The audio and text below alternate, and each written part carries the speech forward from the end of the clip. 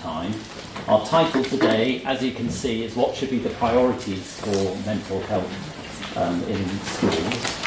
And we've got an exciting panel of experts who are all going to say a little bit at the beginning, and then we're going to open it up for questions. But I suppose as a piece of background, I'm Glyn Lewis. I'm Professor of Psychiatric Epidemiology in UCL, and I'm actually an adult psychiatrist.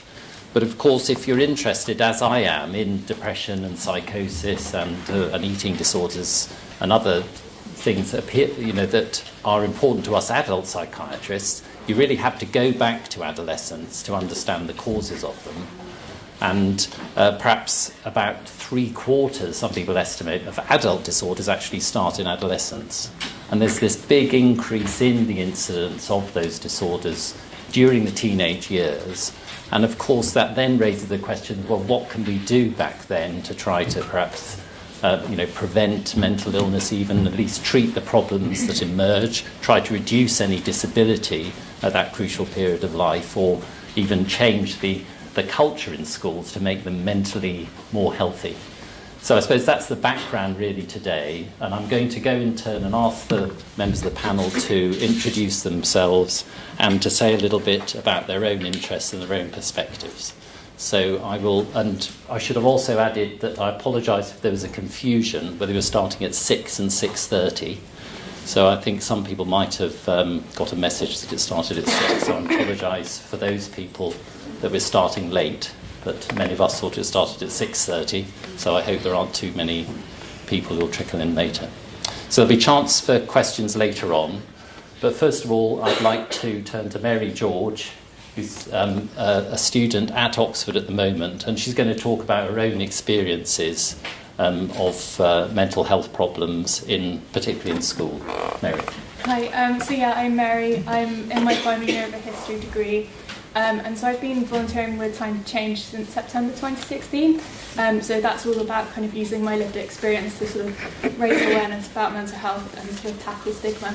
When I was in my second year at university, I had like a really bad episode of depression, and I had a bit of a breakdown, had to take a year out of university, and it was at that time that I got diagnosed with depression, anxiety, and OCD. But if I look back, I think I started having problems quite a lot before that, and so I wanted to talk a bit about my experience of mental health when I was at school, and what I think could have been done differently that would have helped me then.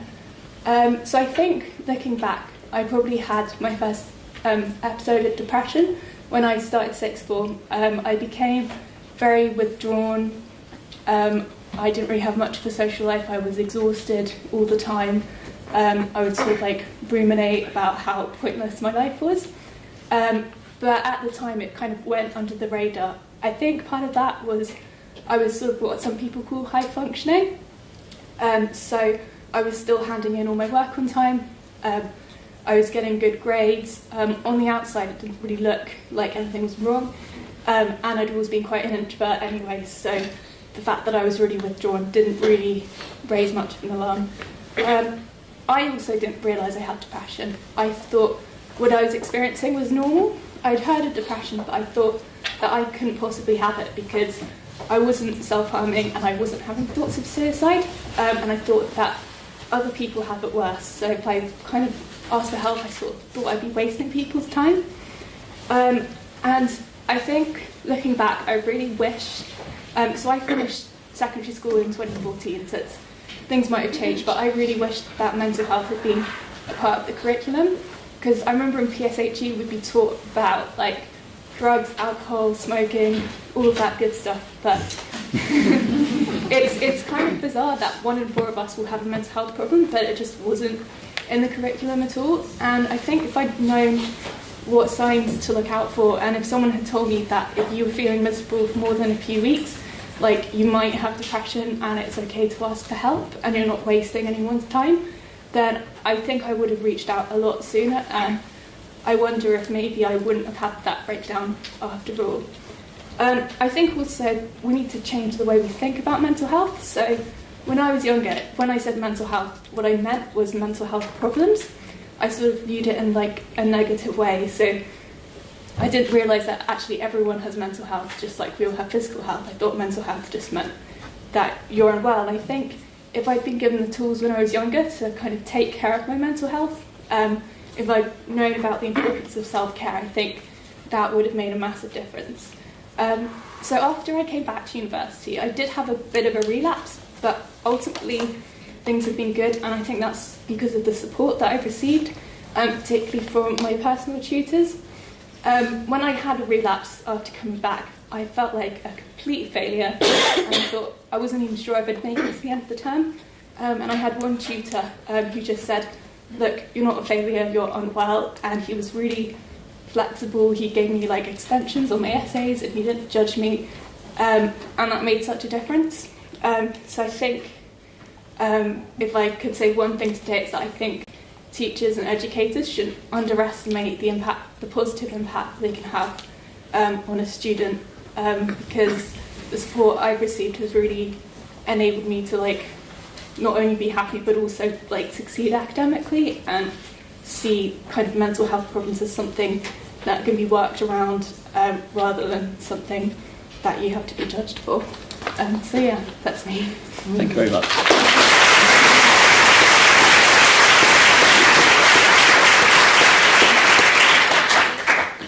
Right, next I'd like to turn to Dr. Dominique Thompson, who's a GP who's been working in student mental health services for many years and has now left to set up her own mental health consultancy. Thank you, Glyn. So when I started working as a university GP 18 years ago, the majority of my patients came with problems like sexual health problems, contraception, sports injuries. About 5 years ago, 1 in 5 of my consultations was for mental health, and last year, when my colleagues and I audited our consultations, it was 1 in 2 of our consultations. This is a significant rise in mental health issues presenting to GPs, but it's reflected in national figures, as you're probably aware, which show that 1 in 4 16 to 24-year-old women now have a mental health issue. That's from the Adult Psychiatric Morbidity Survey. Eating disorders admissions have almost doubled in 6 years, and student suicides have risen by 79% in 8 years. There was a recent report by IPPR last September called Not by Degrees, and it summarised some of the key mental health and wellbeing issues for students nowadays. So the number of students declaring a mental health condition to their university has risen 5-fold in 10 years. Students are less happy and have less well-being than their non-student peers. There has been a significant increase in demand for counselling and disability services in universities. Up to 1 in 4 students in some universities are using the counselling and disability services. And the commonest mental health condition presenting to student health GPs is depression, followed by anxiety. So whilst the numbers themselves are startling and worthy of discussion, what we as clinicians have also noticed is how much more complex the issues that are presenting seem to be. Severely unwell students with eating disorders, very risky self-harm and suicidal behaviours, and students with more than one diagnosis are now common and very challenging to care for in primary care in a university environment. So waiting lists are increasing and people are reaching crisis points, sadly, before being seen and then appropriately supported by specialist teams.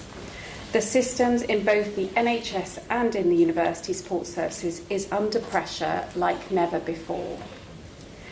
As we are considering student mental health this evening, we also need to consider life after school, in higher education, in the workplace, and the support will need to be in place there too. Thank you. Thank you.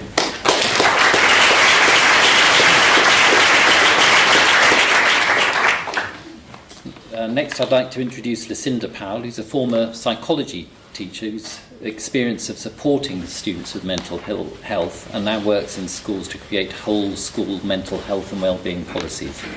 So Lucinda, you were going to say something about the green paper. Yes. So I gave up teaching in July. I've been teaching about 15 years. I taught psychology.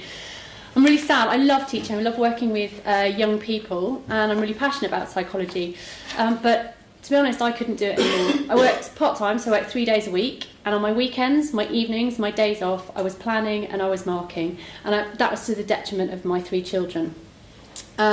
So in September, set off on a new trajectory, and I've met some really amazing people and been talking to schools and researchers about what mental health and wellbeing looks like at schools. And for me, the Green Paper couldn't have come at a better time. But it talks about a whole school approach, and I really want to think about what that might look like. The paper references 2 documents, a guidance by Public Health England and the National Children's Bureau, that describe potential frameworks. But I think the Green Paper really isn't really clear about what whole school mental health actually looks like in practice. Can they cherry prick from a raft of ideas, or is it that there are non-negotiables, things that they absolutely must do? And the Green Paper really doesn't make that clear. So I've been really privileged this year to visit a number of schools that are doing amazing things. There are a couple of kind of things that run through, and particularly one common theme that runs through the mental health and wellbeing embedded in the schools is that it's absolutely embedded. Everybody is on board. And to pull this off is no mean feat. That the people doing it are absolutely passionate about it, and it doesn't happen overnight. So they've worked really, really hard. It requires support from the senior leadership and the governors, with their sort of investment of time and money. They need teachers to buy into the ideas and the principles, and these need to be consistent across the school. Parents need to support the school and the values it holds, and they also need to be part of the process. And students need to know the expectations, how the systems work, and their voices really need to be heard. The other thing the Green Paper does is it talks about a designated lead in the schools, and this is a little bit vague. My question would be, is it an additional responsibility for a teacher who's interested in mental health and wellbeing, or is it a separate role, a bit like a special educational needs coordinator? Do they need that additional and special training? I think there are a number of key barriers as well to kind of implementing whole school mental health, and the obvious ones are workload and money. So in a recent government survey, 93% of respondents, teachers, stated that workload in the school was at the very least a fairly serious problem. On average, full-time teachers work around 55 hours a week, with only 20 of those actually being teaching. So asking them to do yet another thing is not going to make them particularly happy, particularly if they're not interested in mental health, and that you're trying to engage them in yet more training. And this is something that at the focus groups I've been present at has been a real issue. The Green Paper places the onus on teachers to be trained to spot mental health issues amongst their students. So I did a quick straw poll before this evening. Most teachers will be teaching around 200 to 300 students. Some it's up to 700. I don't know about you, but I struggle with their names at that level, let alone knowing what their behaviour is. So as one teacher put it, it's easier to spot with good rapport, but if you don't have that with some students, it's going to be difficult to spot. So the better you know them, the easier it is. But remember, a usual classroom has 25 to 30 students in it. You see that class for 2 to 4 hours a week. So that's 4 to 10 minutes per child if you're spending the time with the individual child, ignoring all the other things that are going on in the classroom. And so it can be very, very complicated. So I think there needs to be real clarity about expectations on teachers who are there to teach and don't necessarily want to be mental health professionals. In terms of money, budgets are really tight, and it will take time and effort to see any return on any investment made. We know that students with better mental health achieve better academic results. That's what schools want and they care about. Improving the mental health of staff will also save money. The Farmer and Stevenson review into mental health challenges in the workplace highlighted the cost of the education sector as being between £1,700 and £1,800 per employee per year, lost to absenteeism, presenteeism, so individuals being at work but being less productive, and staff turnover. That's all due to mental health issues within the staff body. But it's not all doom and gloom. Firstly, there are some excellent examples of good practice in all schools that I've been in. I've been working with a primary school recently, and when I first met, they were pretty sure they weren't doing very much, but when we dug a little deeper and considered their values education, their buddy benches, their anger management programs, the relaxation sessions, the growth mindset, they suddenly realised that actually they did already have an awful lot in place. And the secondary schools, understanding the role of the tutor, how this can impact a young person can be vital, and simple activities that enable a student to feel safe, give them a sense of belonging and equip them with life skills can be done really easily. Clear and well-taught PSHE could also have a huge impact. So whilst I welcome the Green Paper as a great start, I'm not sure it's clear enough in its expectations of what schools need to provide. There needs to be substantial investment, and I'm really worried that it will become another box-ticking exercise driven from the top down and will not have any benefit for those it seeks to help.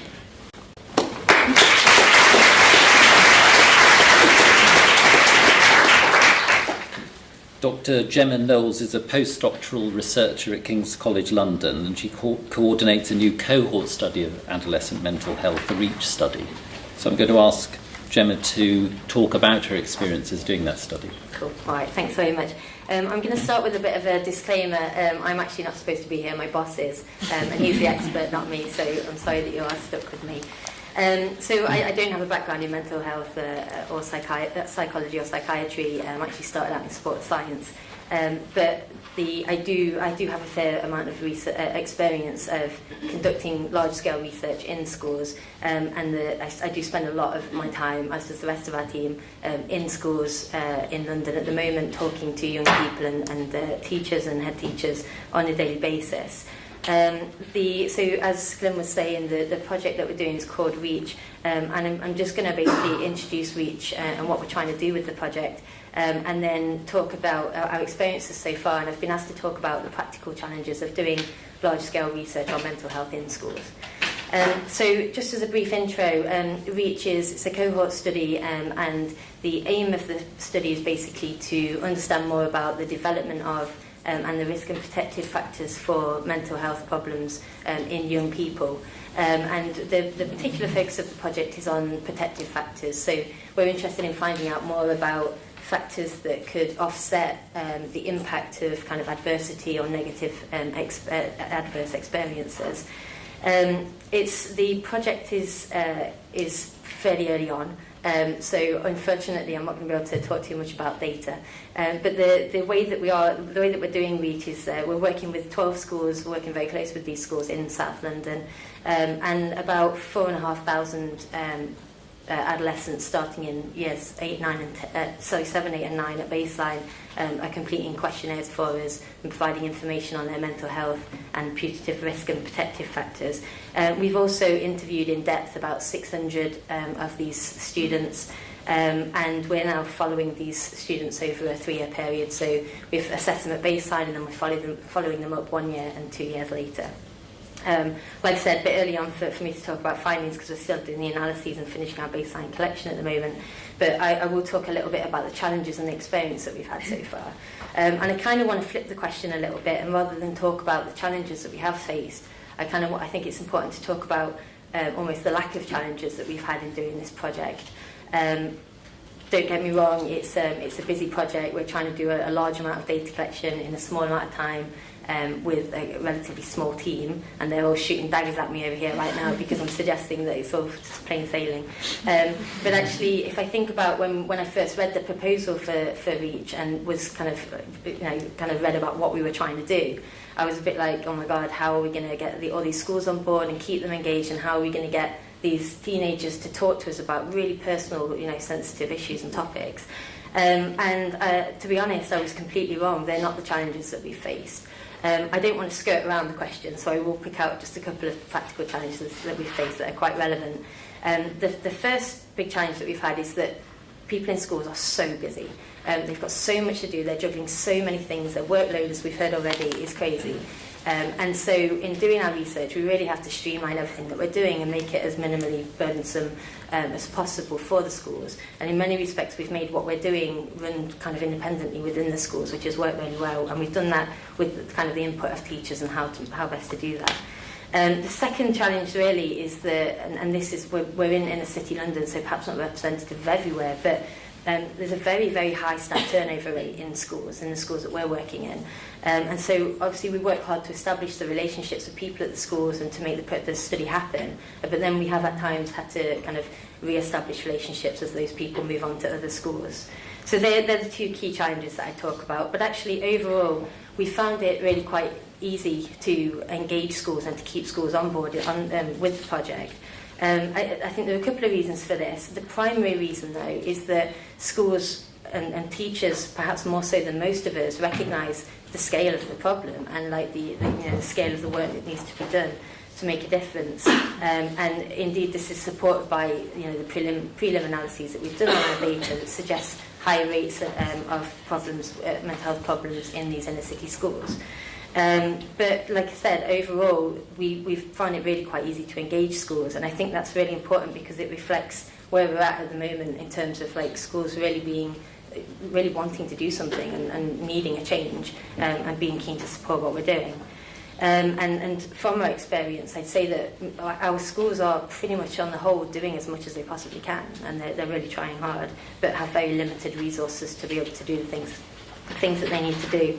The final thing that I'll kind of say from my experience as well is that, and something that surprised us quite a bit, is that based on feedback from teachers and head teachers, simply the process of doing research in these schools and asking the questions that we're asking the students is really helping to raise awareness of mental health, and to kind of change attitudes towards mental health. It's been referred to by some of our head teachers as the reach buzz that's going around school when we're there. So I think that in itself is a positive thing to take as well.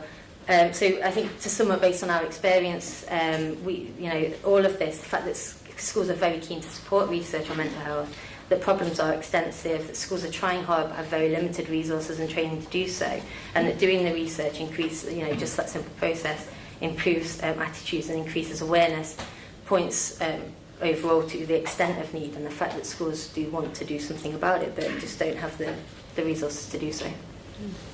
Thank you.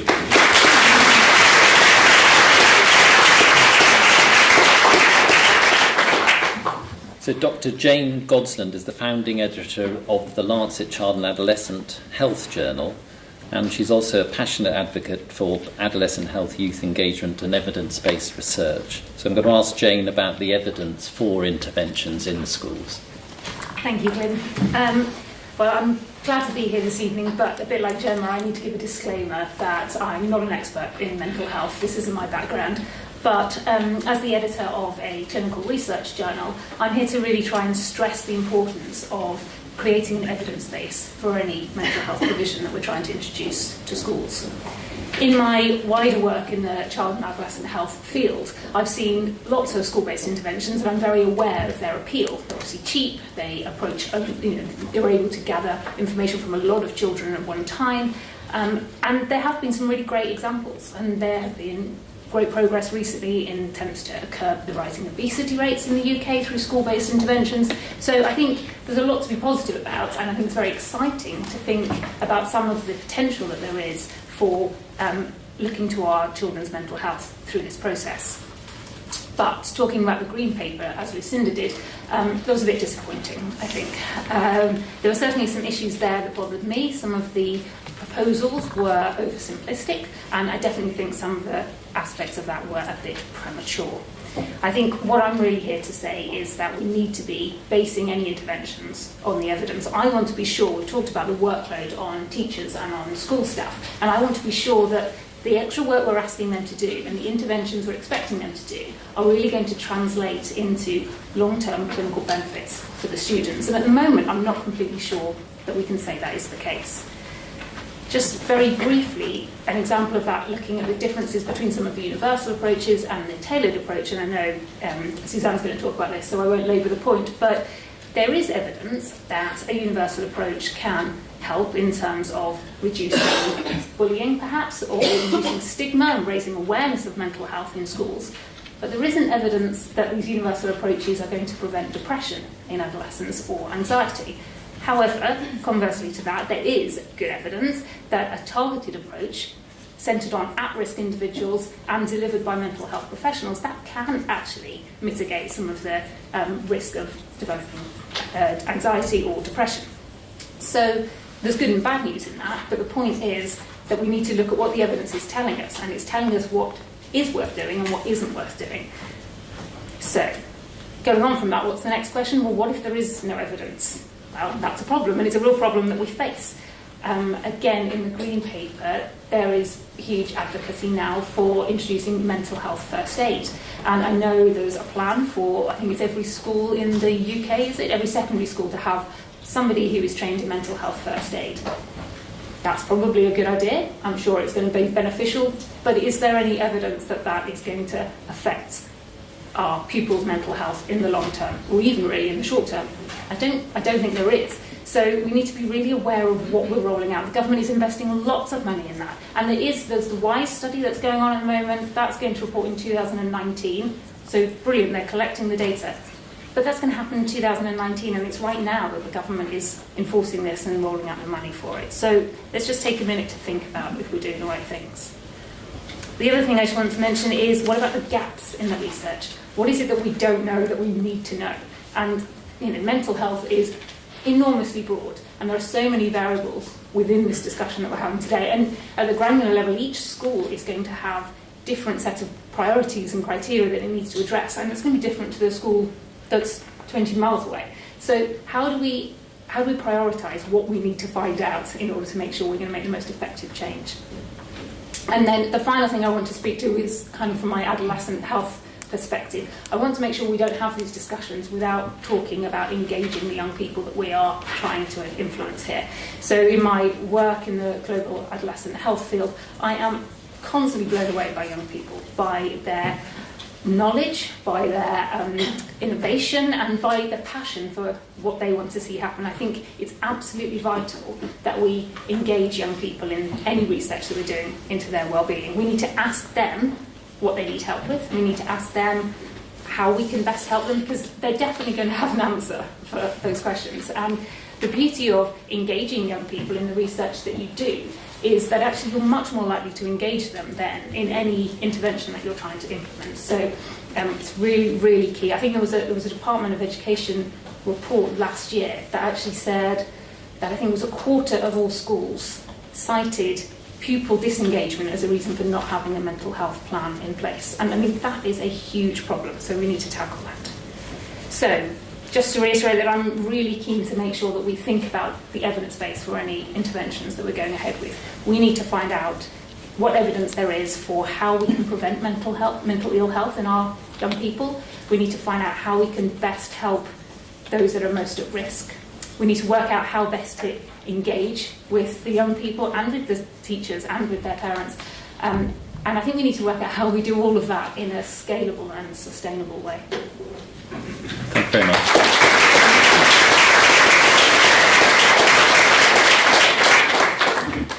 Dr. Suzanne Schweitzer is a Sir Henry Wellcome Fellow here at the UCL. In fact, you arrived a few days ago, I think, Suzanne.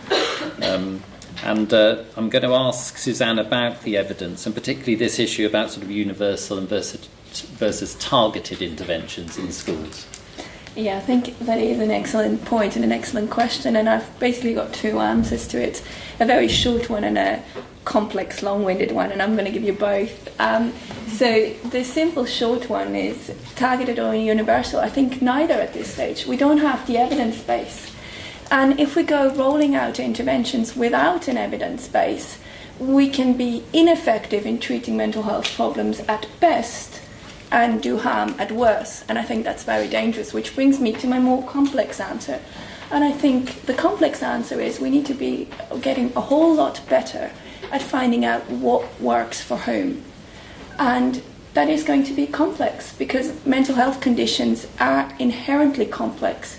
They have multiple interacting causes. They've got biological, psychological, social causes that create risk for onset and later maintenance of the disorders.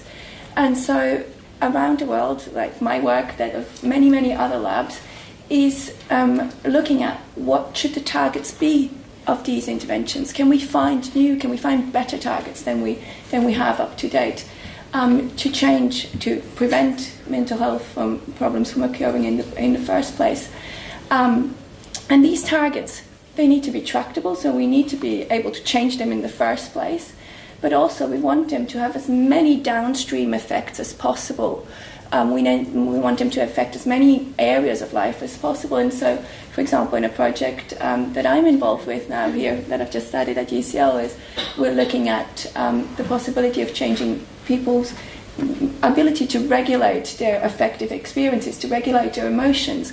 Now, why is that a good potential target to start with? It's emotion dysregulation. Problems with emotion regulation is a core characteristic of many, many different mental health disorders. It's what we call a transdiagnostic factor. And so if we have a transdiagnostic impact, an impact across many disorders, that's going to be something that's worth focusing on. But if I take a step back more broadly, when we think about preventing mental health problems, we've got several options. And the first option that we have is to engage in primordial prevention. That refers to interventions that are aimed at decreasing risk factors in populations in which the risk factor hasn't occurred yet. So, for example, Jane referred to bullying preventions. So if we can prevent bullying in a school, we can prevent children and adolescents from experiencing a risk factor we do know is associated, again, transdiagnostically across many disorders with mental health problems. So that is one option. And then we can go, another option we have is to engage in primary prevention. And primary prevention refers to basically any action that is directed at preventing the onset of a mental health problem per se. And so affect regulation would be one such example. But again, we can now, as you mentioned, we can look at different types of interventions. We can look at universal versus targeted interventions. Universal interventions, again, as Jane briefly mentioned, are interventions that are rolled out to unselected populations. So, for example, in a school. And one example of this that is going on right now at the moment is the Myriad project. It's a Wellcome-funded project that is being rolled out in schools across the UK, and it's aimed at investigating whether mindfulness-based stress reduction is a useful way to prevent mental health problems in young people. And that's an interesting case because mindfulness has been really appealing for some reason to schools, and many schools actually have implemented these interventions ahead of the evidence. And so this project is really important in taking a step back and looking, is it actually an effective measure? And if so, what works and how does it work and for whom does it work?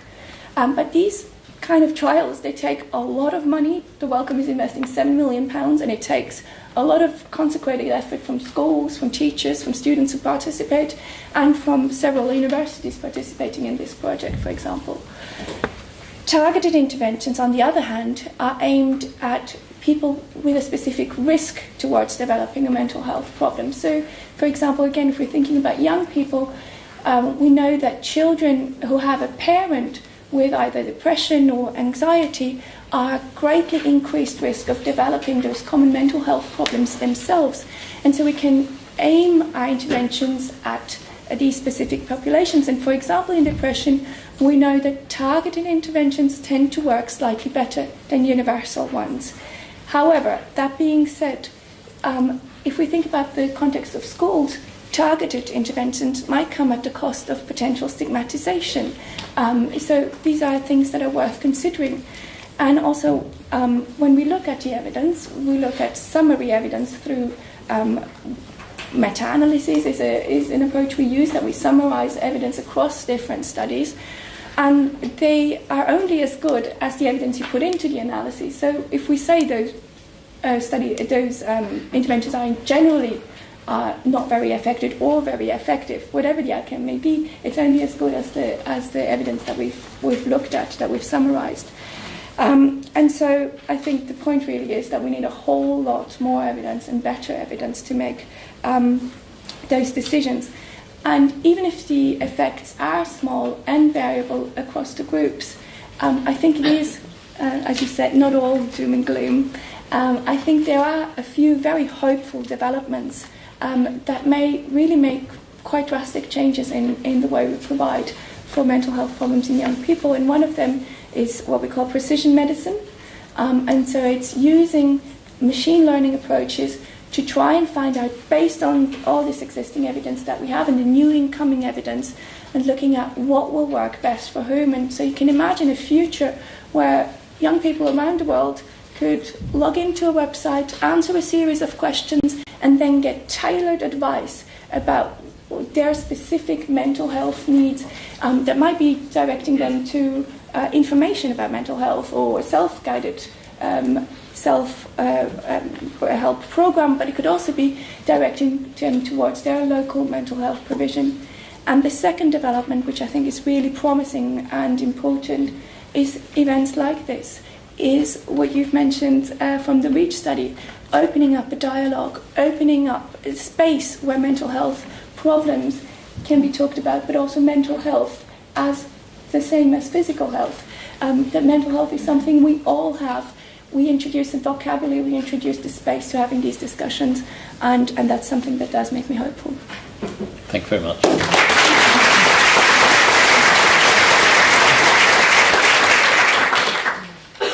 And finally, Brenda McGee. I can't remember now what I was going to say.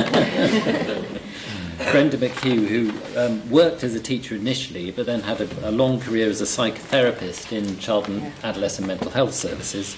But now she tells me she's back setting up a school and the Anna Freud National Centre, and particularly interested in trying to break the cycles of disadvantage which sometimes occur in young people. For Brenda. Thank you. Yes, yes, I was a teacher, and then I went to CAMS to try and find the answer. Got trapped there for about 30 years. Saw lots of amazing things, but then thought, actually, these young people have really, skilled people working with them, but somehow their education is suffering. And then back in school, fabulous teachers, but to get to the mental health that they needed, that was a big, big trek. So came to Anna Freud to try and set up an alternative provision school that brought the very best of CAMS and the very best of education. That was the plan, and to try and get that. So for 4 years, we've been putting that together. And then we had the big test, because Ofsted had to come in and go, this is okay, or would they say, I'm terribly sorry, what you're doing should be done by the Department of Health, and that's none of our business and none of our budget. So that was the big test, and luckily we passed that test, and we're now at a position to try and share as much as possible. And I suppose one of the things that I'm concerned about, and hearing all the amazing things that are going on for the population in schools, is what is happening to our hidden population. If you went to the DFE and you said how many children are permanently excluded last year, they'd tell you 7,000. If you looked up the statistics to see how many children are margined in alternative provision, it's 48,000. How does that stack up? How did those children get removed or persuaded out of the mainstream opportunities? Quite often it's threat of exclusion, but many times it's please don't bring them back tomorrow. So those children are the ones that I'm going to ask for, please can we have more practice in research and more research into practice, because those hidden children are living in areas of mass deprivation, not just poverty, but in terms of the experience. In areas of deprivation, the shelf life of the head teacher is about 18 months. So the constant turn for those children is massive. So we knew that through the 2004 survey, 1 in 10. We've just started a Head Start survey looking in areas of deprivation at the Anna Freud. And yes, 25% of girls are saying they've got emotional problems, 24% of boys, that's no surprise to us. But the 1 in 5 or the 1 in 4 that we're talking about is quite disturbing. And more disturbing if you think a lot of those children are hidden and not even known particularly well to the DFE. So how are we going to get the work and the support to them? What we have been working on day and night with our family school is, can we find some answers? Can we find some answers for a child that has recently been in our school, domestic violence, so therefore family split, poverty, that child then looking after his mum who's made 15 suicide attempts, and of course, poor attendance at school. What do we do for those children, whether it's targeted or universal, and how do we know that what we're doing with those children in those marginal schools is working. And we really need your help to think more about that and to get some answers. But we've also got children who are looked after, who may have had, say, Malachi, who's had 24 placements taken into care when he was 6, and from 6 years old, he's been struggling to get back home. And he said, when other kids, they just, they do something, they trash their room, they get their pocket money taken away. What happened to me? My clothes were put in a black plastic bin liner back outside the door. No school, no family. So these children are massively at risk. And I'm not hearing that we are doing very much to support the teachers in the AP and to support those children and families, even though the DFE are now doing a review of what's happening in AP. So in the school, there are certain things that we've learned that we want to say that we think might be a support for those children. And the main thing is our name, Family School, kind of sings out, is a systemic approach. So thinking about, you're talking about children and young people being at the heart of some of that decision making. So we always have families at the moment we're making a systemic formulation and we're making a plan, a personalised care and learning plan, which is their kind of super highway back into education. Most of our children stay with us 2 to 3 terms. They do not stay with us for 2 to 3 years, because we do believe that they should have the life chances that other children have, and their circumstances should not be depriving them of that. We also believe, and I think in this room here there'll be lots of fabulous ideas as to how science should be informing the interventions that we put in. So we do know that, for example, many adults with mental health problems, and I'll just check my territory here because I've been told this, that many of those adults, no matter what the diagnosis might be, you cannot find great confidence in executive function skills and higher order cognition. So if we bring that into the curriculum for those young people, that is also doing a service for not only their capacity to remain in school, but their later mental health experience. So bringing that kind of science in has been really very useful. The other thing is just about the de-isolation. Many of the children and their families have had that experience of being depressed because there is nobody, that you don't get invited to tea anymore, you don't get to sleepovers if your behaviour is so disturbing that people don't want to know you. So that means that there's less experience of learning from other people and less experience of feeling kept in mind, and we know that children do well if they feel kept in mind. So in our school, like today, I had 18 parents round. We did a parent learning programme with teachers together, looking at the impact of mood and food as well as executive function. And then in the afternoon, our parents went into class and we produced some lovely work across all key stages 1, 2 and 3 on how parents can support children in terms of developing better skills for learning and better skills for life. And that learning together, what parents say to us is, that's great, you can tell me this is a great intervention, but if I see you doing that and I know you live in a similar situation to me and it works for you, that's living proof. So we see a faster uptake and also the sustainability and less of a relapse rate. So most of our children, I'm going to touch wood here, that have gone back to school so far are thriving in school. So, science is going to play a big part, and I suppose my plea is let's bring more of that to those 48,000 children who at the moment people are not really having on the radar. Thank you. Thank you.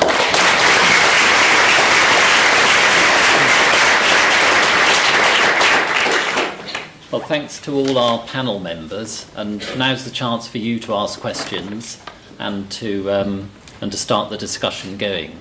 So, who would like to start? The gentleman there. Yeah. Perhaps you could just say a bit about yourself. Yes, my name is Kieran Sparrow. I'm the founder of My Cognition, a company that does cognitive assessments and enhancements. Thank you. First of all, I wrote a piece for Special Educational Magazine in December, where basically I made the point that we are sacrificing our children's health for the point of them getting exams. We're putting league tables above the health of children. We're doing this all throughout education, at all ages, and not even knowing whether getting those results in league tables is any good for the children in terms of preparing them for life. And at the very heart, that's something that we could do to ameliorate a lot of the mental health problems that we have. Yes, there are going to be lots of others as well due to all the problems that we spoke about, but that in one foul swoop, by managing that better, we could solve a lot of problems. I also want to talk about what we're doing in terms of cognition, and we mentioned on the panel, please forgive me for being blunt with this, in terms of that Welcome had spent 7 million. I spent 5 million of my own money on what we're doing with my cognition. Poor cognition is a predictor of and a risk factor in mental health, all mental health conditions.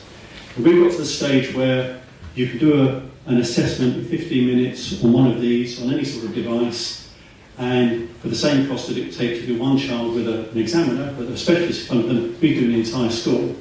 So we can immediately on that look at executive function, look at working memory, identify the risk factors within all children.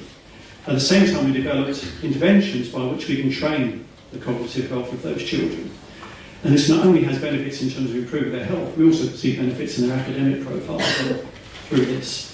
And again, it's something that the children can do on a computer, any computer, in any stage. We've got about 10,000 user cases of that in children. We've got a number of about 5,000 use cases in adults.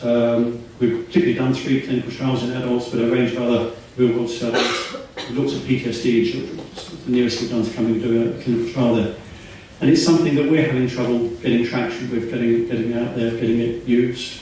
Okay. So my question is, Thanks. This is science-based, it's evidence-based, and yet we're still having problems getting it into schools. Can you help? Thank you. Anybody who would like to respond to that question? Any panel members? Lucinda? Yeah.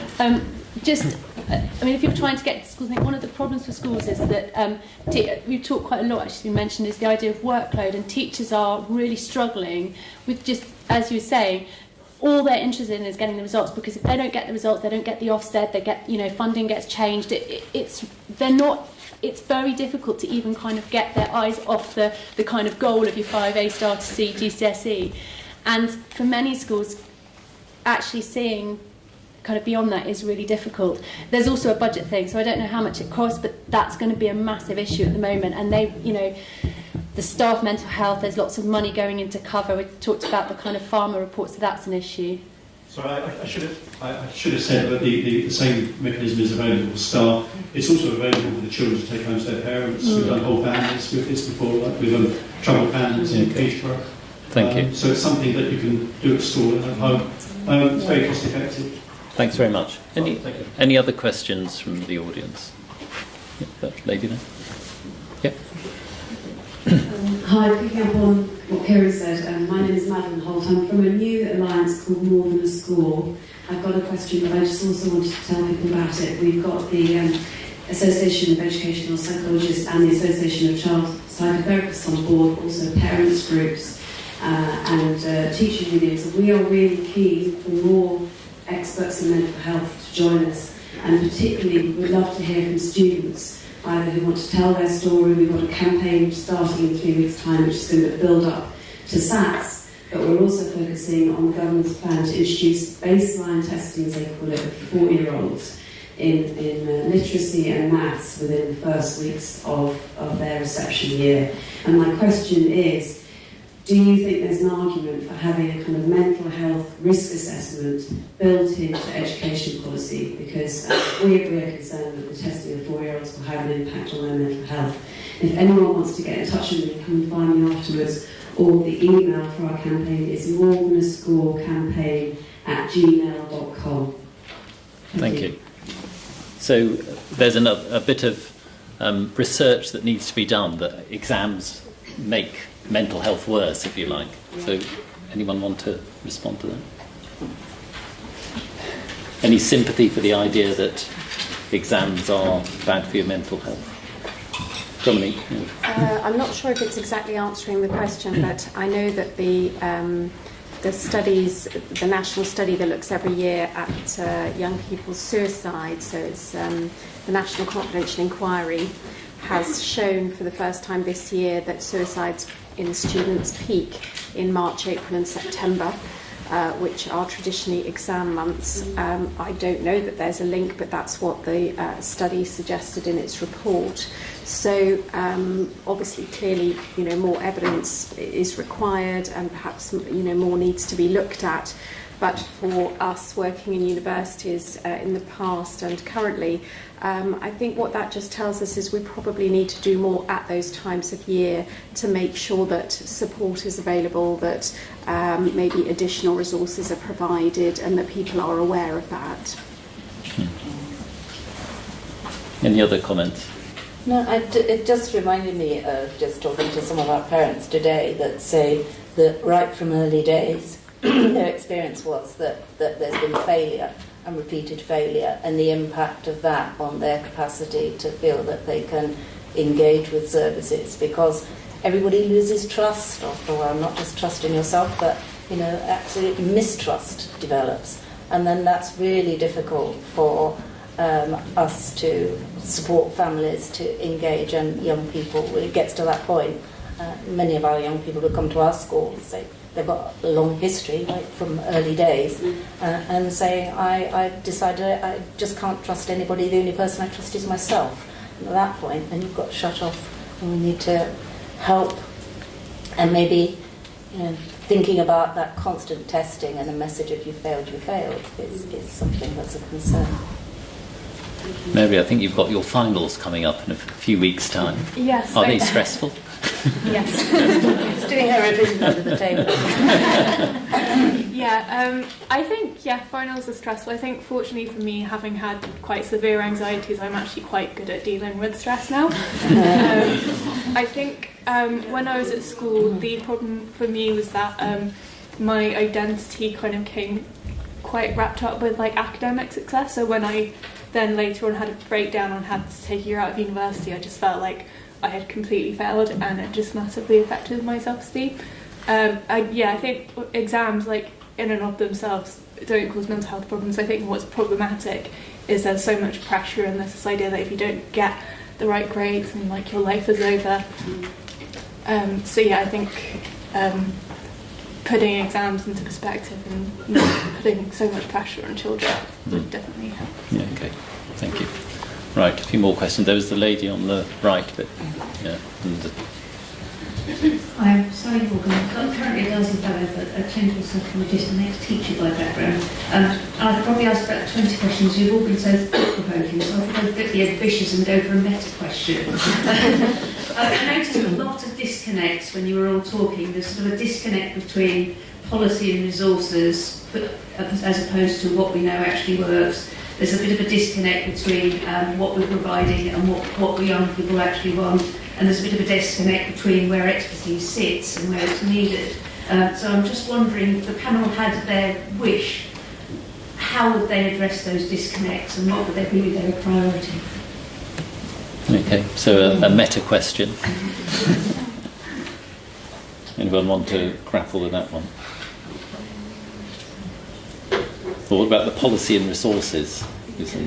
Oh, I think it's a really difficult one in terms of, it would be wonderful to have more money, because I think, so one of the things I keep hearing and all the sort of stuff I've been reading is the idea that you can't pour from an empty cup, and that you put your own oxygen mask on first.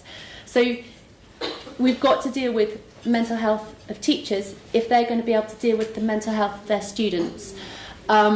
And so it depends. I mean, you can put the resource in at all levels, and it's really difficult. But I think that would be, for me, that would be kind of where I'd be my starting point, and just reducing that workload, putting in the TAs, giving them the time.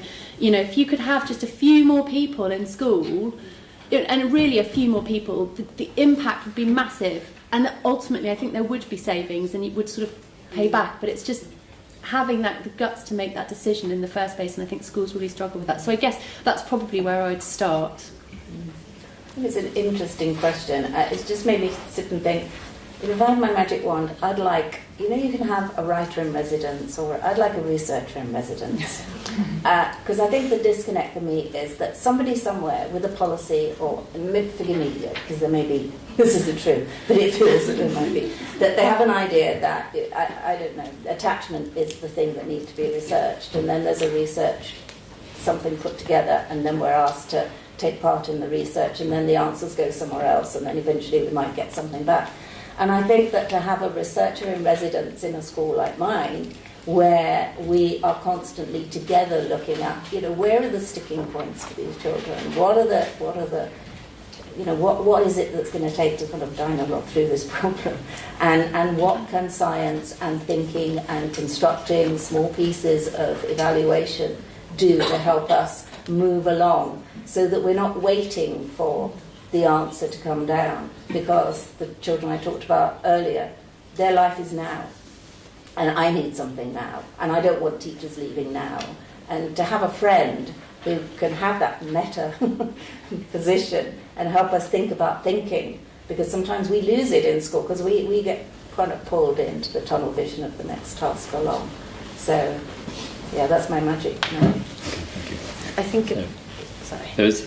Carry on. Jemma. Yeah, no, I was just going to say, based on our experience, I think just kind of sticking to this relationship between like schools and researchers and researchers and young people, I think it's important that researchers as a whole make more of an effort to make their relationships with school, when they are working in schools, make them two-way partnerships. And we've done a fair bit of engagement work alongside the research that we're doing, and that's really helped to strengthen the relationship that we've got with our schools. And on top of that, we also have a young person's advisory group that includes some young people within the schools that do advise on our procedures and processes, the dissemination of our findings and how to make them accessible to young people. And I think there just needs to be a more cultural shift within the academic community to really care about that relationship with the school. It's beneficial to the research and the researchers, it's beneficial to the young people, gets them more engaged in the topic, and you really do get a strong link with the schools if you work at it. It does take work, but it's completely worth it. So I think, and I'm going to mention Steph, who pretty much established our engagement programme, and she's in the audience because she's there. She's fantastic. Look at the gentleman at the right. Thanks. I'm not a mental health professional. I work at schools presenting on resilience. My background is an ex-professional athlete in Australia, so I'm kind of like Mary in that I feel that sharing a story can hopefully be the conduit between the person who doesn't want to seek mental health from a professional and you guys who are providing the excellent service. My question is going back to the point that was raised before around the need for testing and ranking and all that kind of stuff. I was just running a program at Northwestern University in the US, and they're a very high academic school. They've reduced their workload and their testing levels on their students, which I think obviously there was a need for, and they've met that. But are we not just moving the line further either up or down, but it's still going to be there? As an athlete, you knew that game day was going to be really, really stressful. Exams will always be stressful. If you want to be a professional athlete, you have to compete or race or whatever it might be. If you want to be a high academic achiever, you're going to have to pass a bar. So I was just curious to know the professional opinion on, is moving the bar going to help, or is there something else that we should be focusing on, such as building support for high achievers or for people who are struggling, as Brenda was addressing earlier? Yeah. So my experience from universities is that, and this has been commented on, I think, in some recent publications, is that there's been a complete shift in the concept of going to university. Not that long ago, you used to go for a sort of broad education, the experience itself, and you'd get a degree, probably. And then it became, well, okay, now you need to get a 2-1. I've seen that in the last 15, 20 years. It's now a first or nothing, is what I'm being told by the students, and the pressure on them has become enormous. Now, I am not a proponent of that. I think that is absolutely the wrong way to go. But something has gone very wrong in our culture if that is the message that students are getting.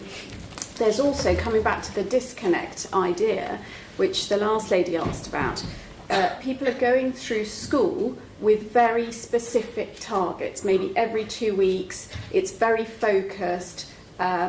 They have to achieve that, then they move on to the next thing. It's relatively sort of bite-sized in that sense for an awful lot of work. And then they come to university, and that has not changed. It is not like that.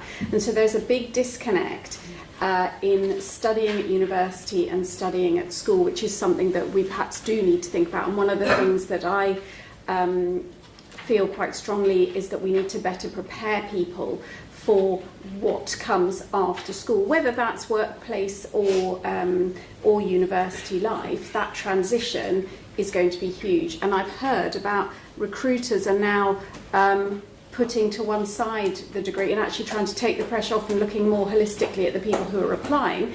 But that's got to then, as you say, you're lifting the bar. You know, now it's in the workplace, and now recruiters and employers are going to need to decide what's necessary. So I think that the culture has shifted around achievement and attainment. Yeah. So can I just add to that as well? So just in terms of what I've done in the classroom, we've talked quite a lot about exams with my class, and I'm doing with my son as well. The idea of reframing them, and actually what is an exam about? And when you ask people, it's about they'll say, or young people, they tend to say it's about knowing how clever I am, or testing me. And quite often it's about actually managing your exam skills. So I talk through a lot with my students about, well, did you manage your time well? So you've got to practice that. And so I used to row at quite a high level. And one of the things we always did was visualization. And for those of you who don't know that, what you do is basically you imagine a race and you learn how to control the adrenaline. You learn how to cope with the things when they go wrong. So if you miss a stroke, what you would do. And I do that with exams. So I sit with the students and make them close their eyes. They actually experience the adrenaline rush because they're so focused. And it's a really good way of getting them to control it and manage their anxiety. And they do find it really, really useful. So I think that's not scientific. But having I did talk to a researcher, and she said, yeah, no, it would work, but it would work.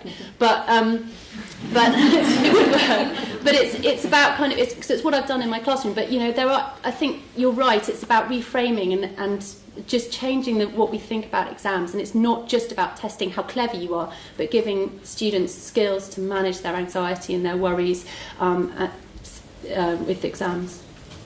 Right. That's on the left. First please. Yeah. Hi, good evening. My name's Andrea Corbett. My background is a school teacher, secondary school teacher, but I resigned from school teaching because I was diagnosed with a mental health illness. So I was told to go to the gym, and I did that. I'm now international national bodybuilder as a result. But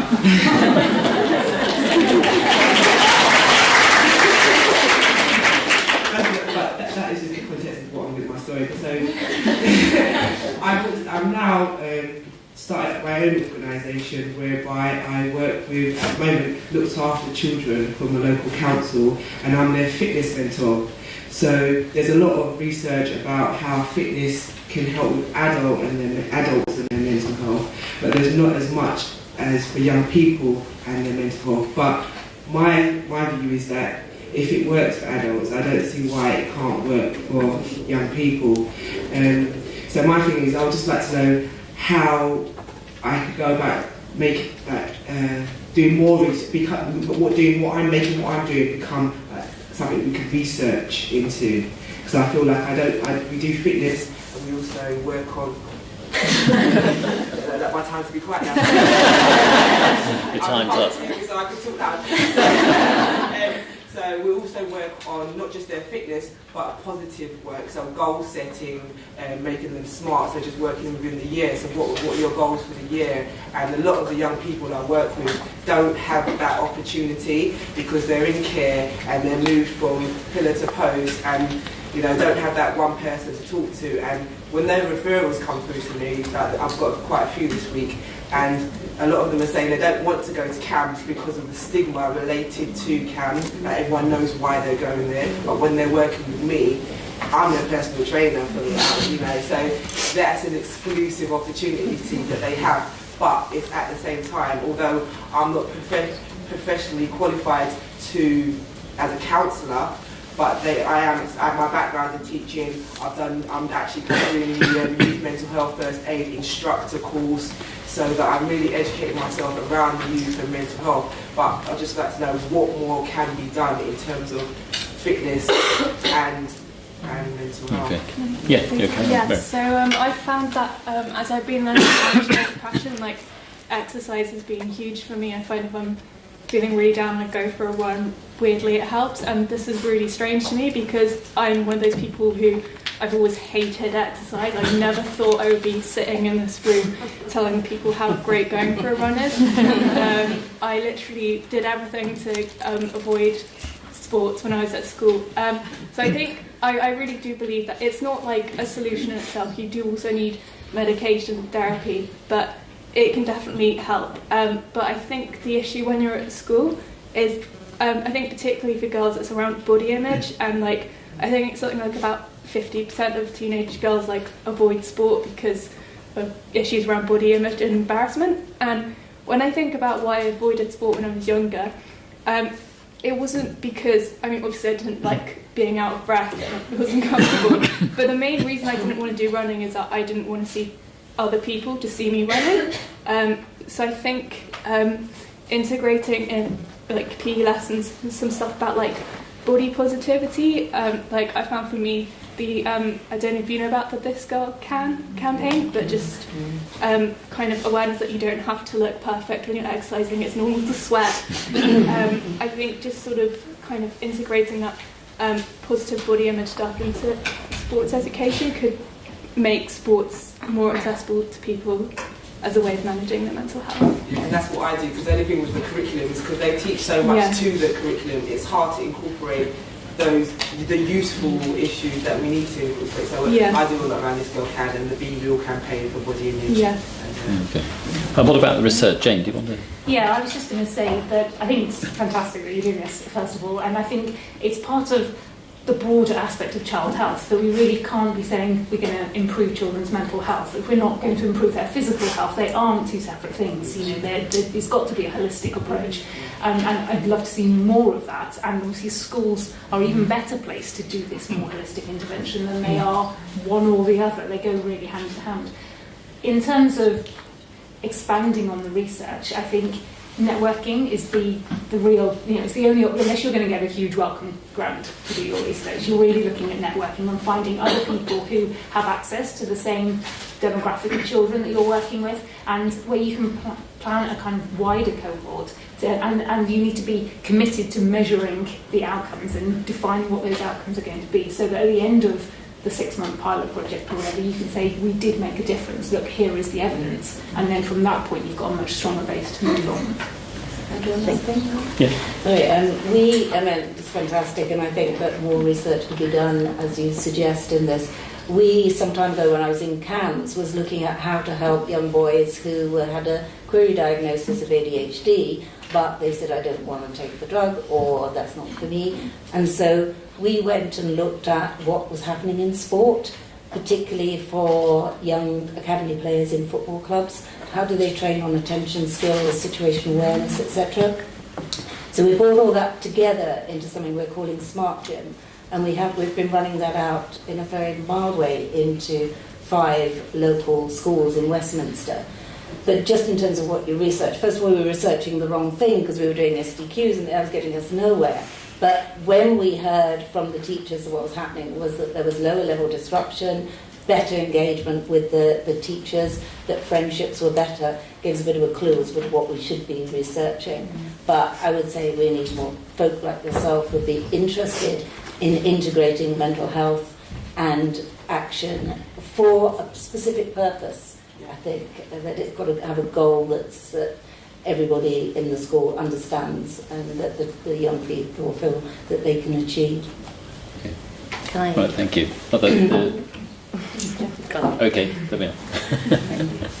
I'm on the Anna Freud Youth Panel, but I'm also a Year 12 pupil. And one of the things I've done in my school is that I've set up a mental health panel. So we've brought together pupils with experiences of mental ill health, and we've tried to sort of create a group and say to school, hey, we've got all this knowledge, can we please advise you, can we please make a difference? So, sort of going on from that, I've got 2 2 questions. Number 1, what is the role of pupil participation when we're improving mental health in schools? And number 2, assuming that it does have a role, how can we encourage schools to listen to the pupils with that experience of mental ill health? Because one of the things that we've encountered is we'll go into a meeting with a head teacher and I'll say, oh, but we've got a counsellor, isn't that good? And we'll say, no, she's absolutely rubbish. We can't say that to the space, otherwise you don't do everything at school, you'll say, all right. So it's really that struggle, how much should we be involving pupils? Okay, so who'd like to take that on? I can briefly say, as I said in my initial pitch, I think it's absolutely vital that we hear from the people that this is going to affect. And I don't underestimate the challenge you're up against in getting your voice heard.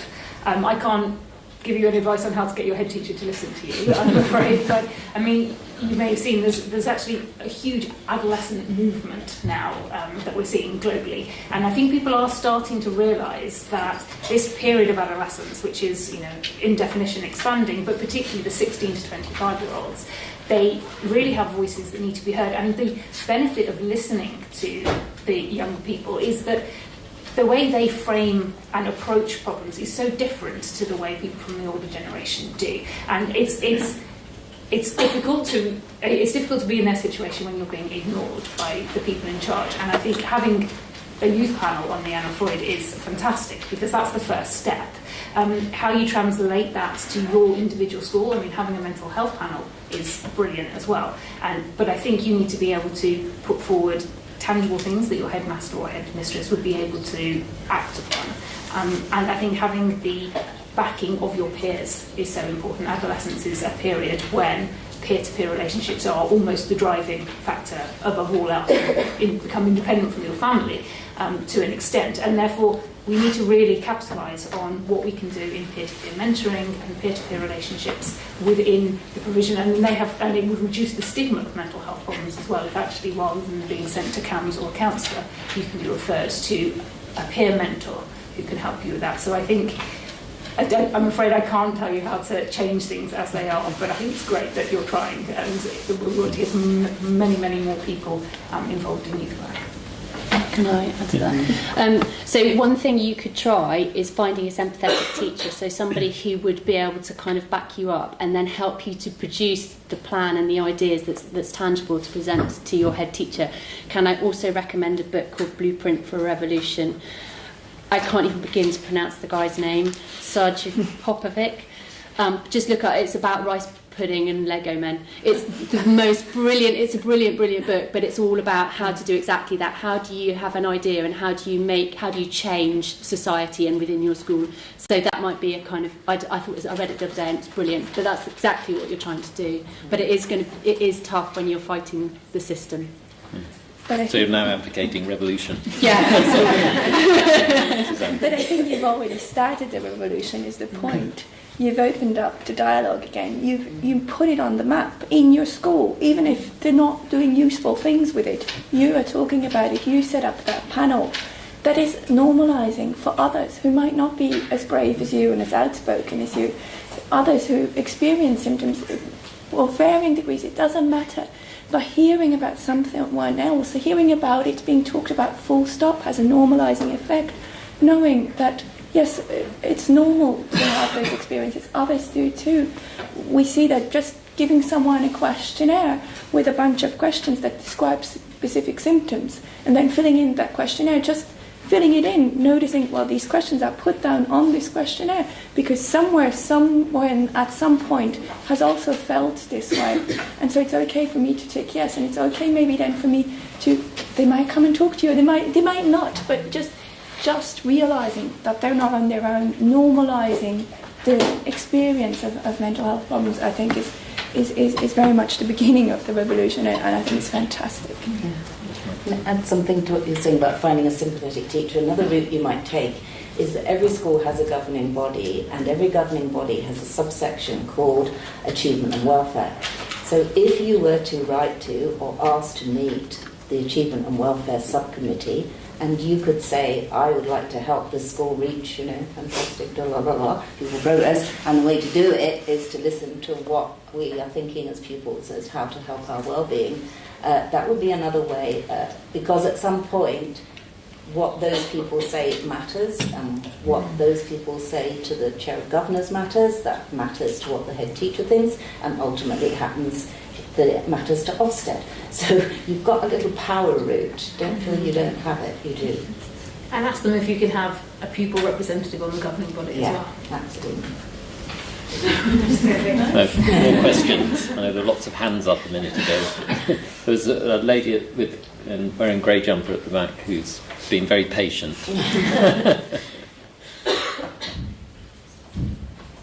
Thank you. This has been illuminating and fantastic as an evening. I'm a current FY2 junior doctor. What I'm wondering, and it's kind of stemming from a lot of the things that have been said, is what is happening, this may be too ignorant a question, but what is happening in schools at the moment in terms of what is in the curriculum? Because when I went to school, same as yourself, all we got was drugs, alcohol, and a bit about sex. Mental health didn't feature, but I don't know if it does now, or do kids know enough about it now through social media and everything else that it doesn't need to? Is it being normalised again by social media and the news and Prince Harry and Kate? Is it being sorted, or actually is one of the problems still that there isn't enough awareness, that there is still that kids don't know when their friends change, what that might be, and actually what to say to their friend? Or do kids, or do they know? I don't know, because we didn't know when I was 5 years ago, but I don't know if that's changed. Who would like to speak to that? Yeah. I feel like I'm answering all the questions. There are some schools where it's amazing. So, for example, I was in a school in Stirling about 2 weeks ago, and there's a teacher there who'd suffered mental health issues. What they were doing in that school is outstanding. Every student knows about mental health. They have a little elephant that they have that's their mental health elephant, because we talk about the elephant in the room.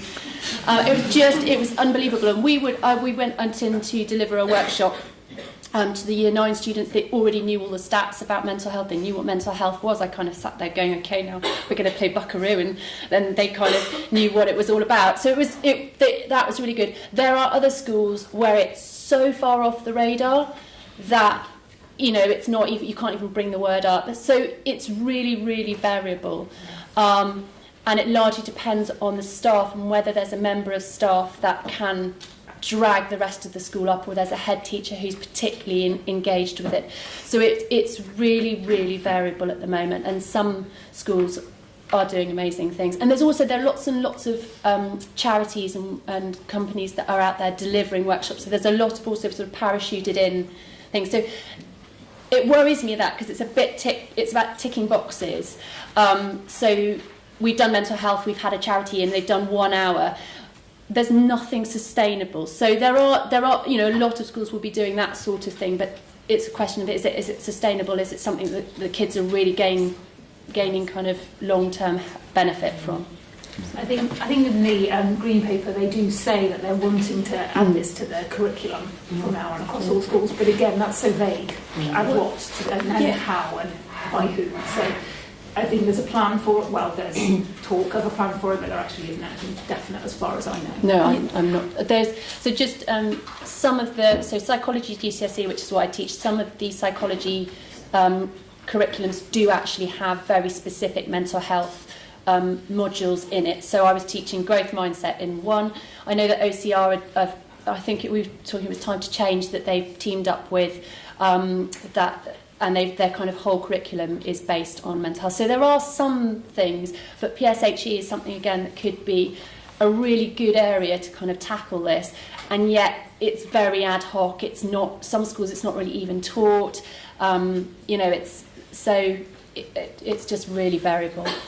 I think that's it's also the same experience that we've had as well in London schools, is that it varies substantially from school to school, and that's both in terms of what's done generally within the school, but also the level of provision and the types of provision that are provided for people who perhaps are struggling with their mental health.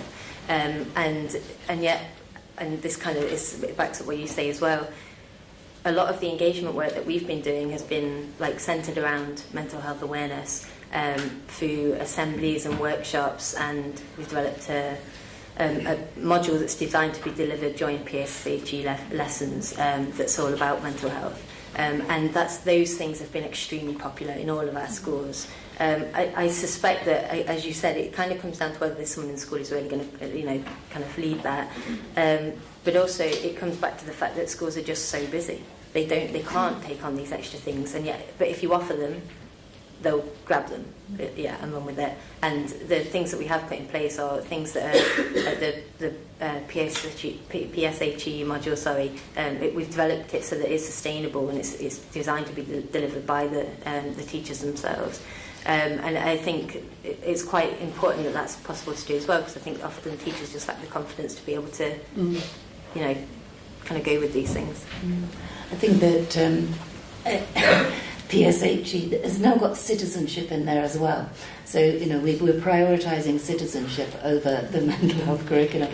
And I think there's quite a lot of work being done on thinking, how do you almost like kite mark the school when you're talking about those producing that excellence, and giving them some kind of badge of honour in a way, to explain to everybody else that it may be this school is going the extra mile, or that they're making quite brave decisions to put that forward. And I find that quite odd, saying that it's a brave decision to put mental health, but because schools have to teach to the test and you come up against so many belief systems about this, it is quite challenging.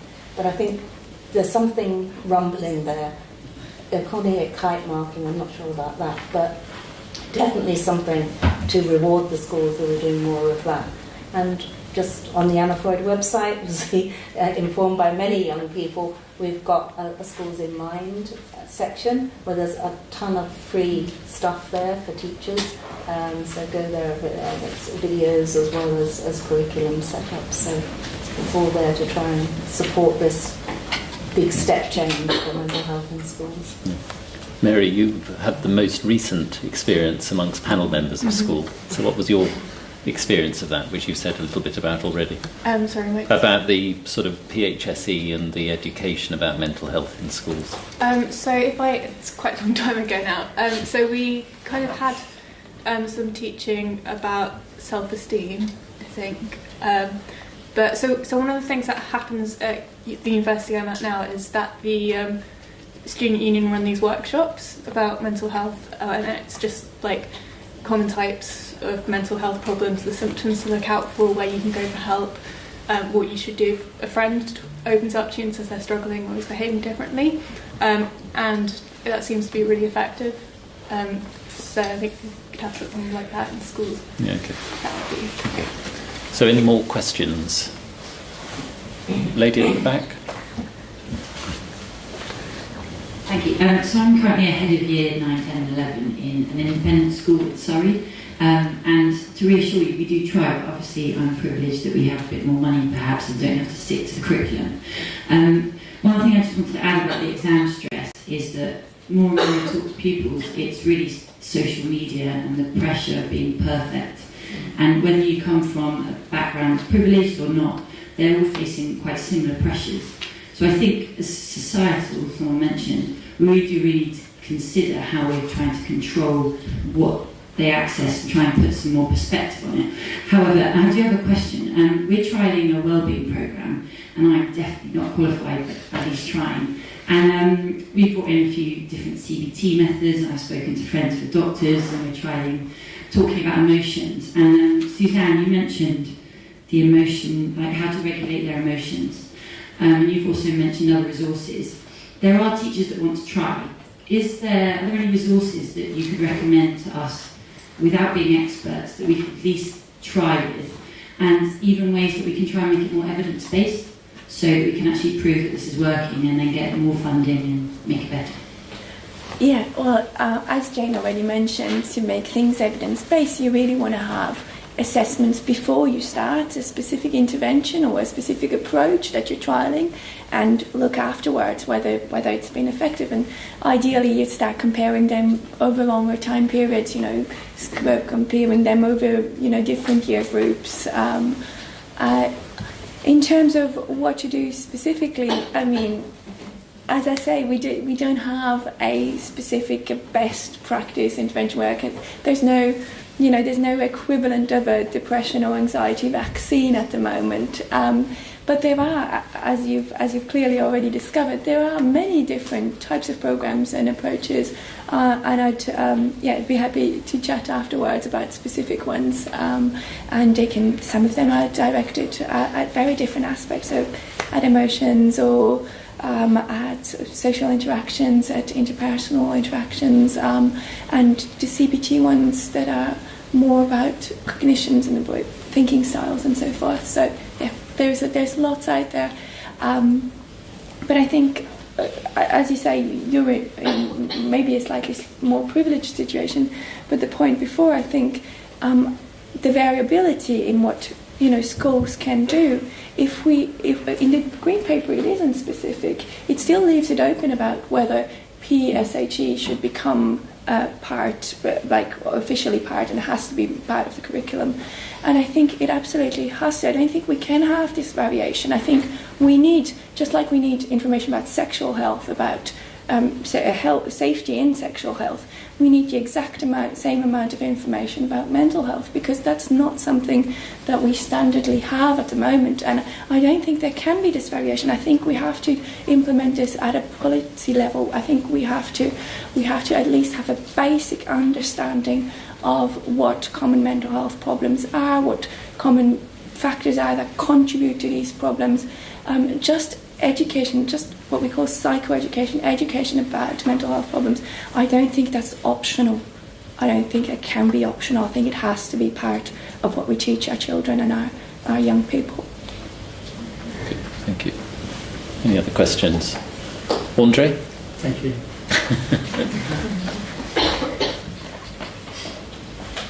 Thanks. Hi everyone, I'm Andre over on Mental Health. I'm trying to get one tweet to finish off this debate. And I have a question, which is, what should be the priorities for mental health in schools? I don't think where that from. If you had to answer that in 5 words,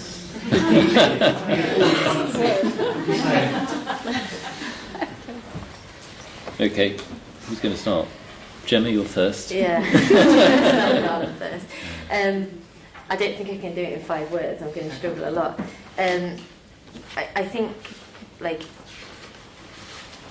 I think obviously a lot more funding and resources are required if schools are going to kind of take the brunt of this.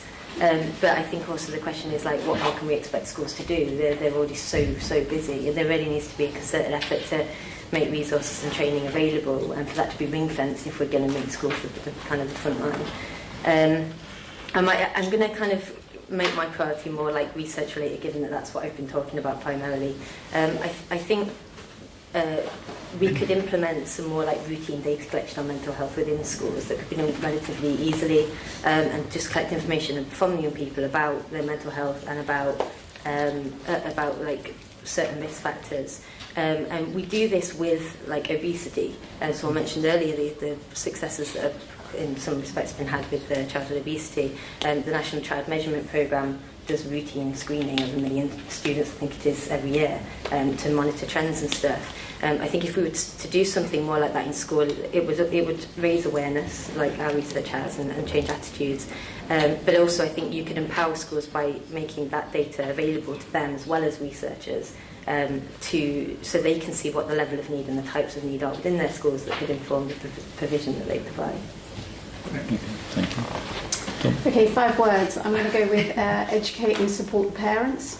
I think they're a group who play an increasing part in young people's lives, for better or worse, and they have a huge influence. And it would seem to me that perhaps there is a real gap in the knowledge and information provided to parents, what to look for, what to watch out for, when to get help, and when to talk to people. Really, really big question. I've got loads, but I think my starting point would be to empower teachers to be able to handle what's happening in their classrooms. Susan? I think the most important thing would be to provide information. Providing information to everyone, teachers, students, everyone. If I had to narrow it down to exactly 5 words, it would probably be mental health in the curriculum. I think awareness is so important. However, having said that, I do think there is more mental health awareness than there was 5 years ago. We're making really good progress with that.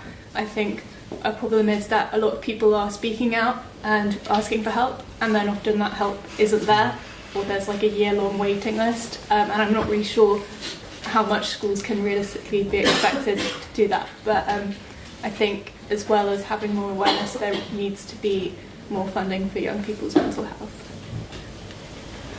Brenda. 3 words are all the above, but I just want to echo back that yes, including parents in the co-construction of what's going to be of help, including young people in what's helped them and what they find is helpful. So just that kind of inclusion and co-construction of any plan is absolutely vital. And then I think something about, yes, definitely that we need some language that covers the gap between mental health language and education language, and that might be the integrated curriculum in the classroom.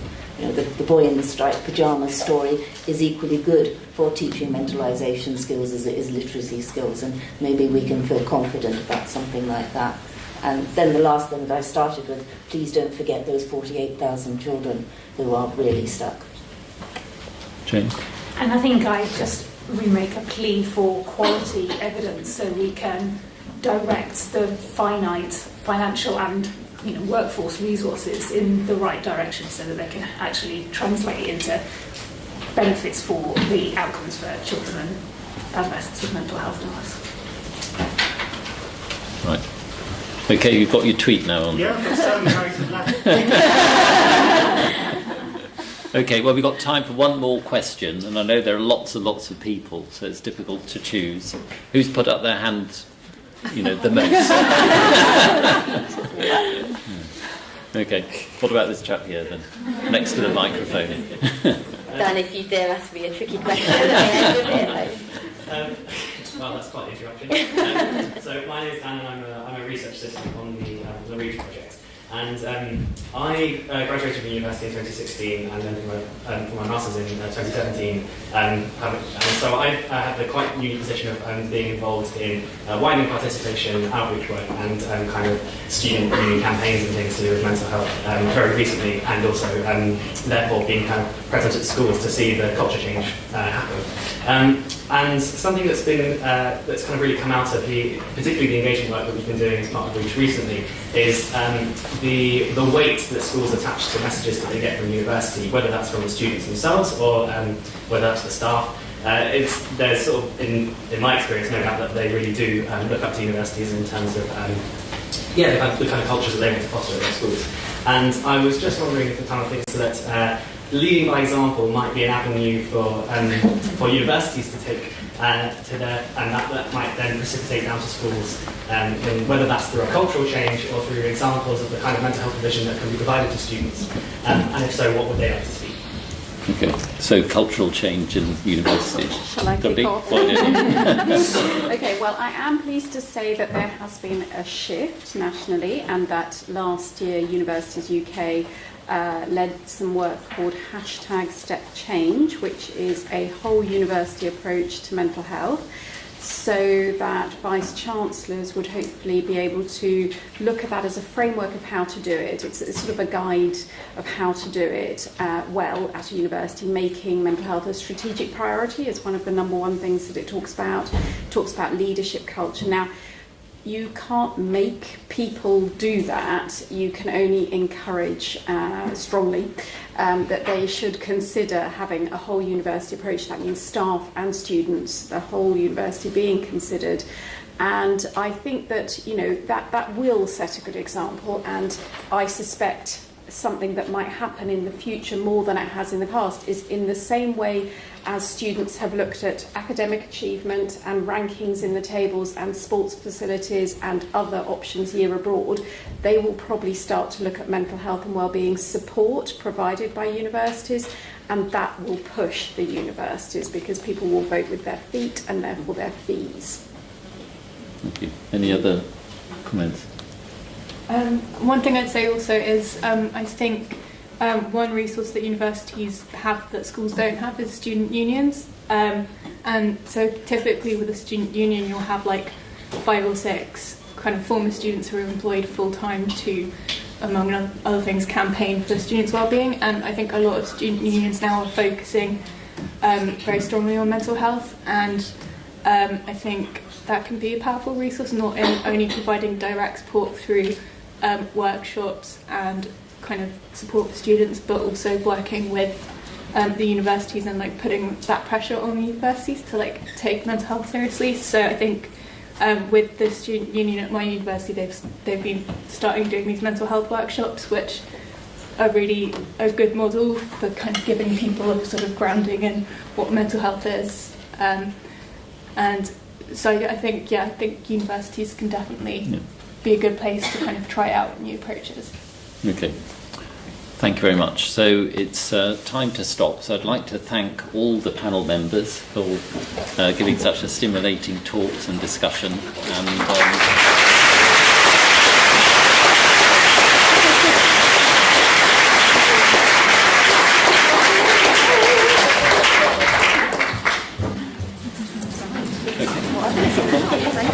Thank you.